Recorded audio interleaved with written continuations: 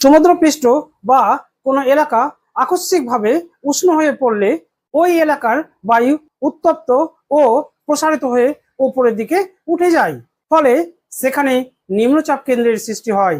বায়ুচাপের সমতা বজায় রাখার জন্য পার্শ্ববর্তী উচ্চচাপ অঞ্চল থেকে বায়ু সেই নিম্নচাপ কেন্দ্রের দিকে কুণ্ডলী আকারে প্রবাহিত বায়ু প্রবাহকে বলা হয় ঘূর্ণিঝড়। 2020 সালে মৌসুম ভবনের তরফে 159টি ঘূর্ণিঝড়ের তালিকা দেওয়া হয়। বর্তমানে বঙ্গোপসাগরে যদি পরিণত হয় তাহলে সেই ঘূর্ণিঝড়ের নাম হবে এমাল।